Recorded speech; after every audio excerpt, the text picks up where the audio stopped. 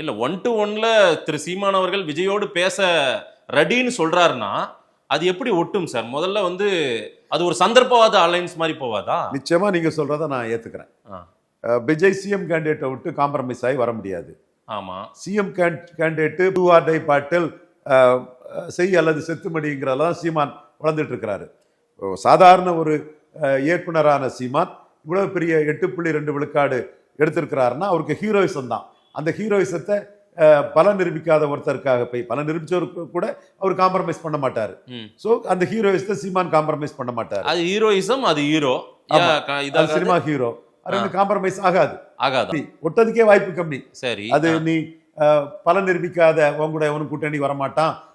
Captain விஜயகாந்தாவது 10-8 வாக்கெடுத்தாரு, ஒரு மக்கள் நல கூட்டணி அமைச்சாரு, பல நிரூபிக்காத உங்களுடைய ஒன்று வரமாட்டான்னு கருவாட்டு சாம்பாரு, வலவும் போகாம இடவும் போகாம நடுவில் போன அடிபட்டு போவ.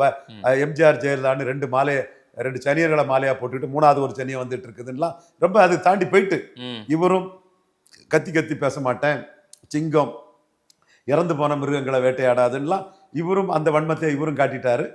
அவர் ஓப்பனா பேரை சொல்லி அடிச்சாரு, இவர் பேர் சொல்லாமலே அதை அடிச்சாருன்னு போது அது ரொம்ப ஒரு விரோதம் ஆயிடுச்சு. அது நான் மறுக்க வரல.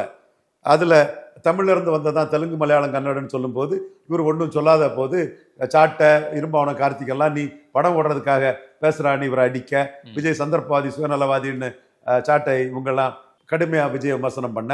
அது பிறகு எல்லா தொலைக்காட்சிகள்லையும் பெரிய வியூவர்ஸ் மத்தியில் வரவேற்பு வரக்கூடியது. தந்தினாலும் சரி, நியூஸ் 18னாலும் சரி, மாலை முரசுனாலும் சரி, விஜய்க்கு ஆதரவாட்டு நம்ம பாய் அவரு, சீமானுக்கு ஆதரவாட்டு சாட்டை, விஜய்க்கு ஆதரவாட்டு நாஞ்சில் சம்பத்து, சாட்டை வர்சஸ் விஜய்க்கு ஆட்கள் தான்.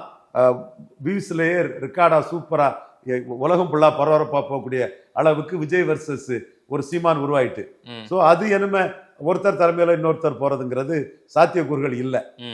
பல நிரூபிக்காத விஜய் குமுதா ரிப்போர்ட்டர்ல ஒரு போலி பொய்யான செய்தியை கட்டமைச்சாங்க.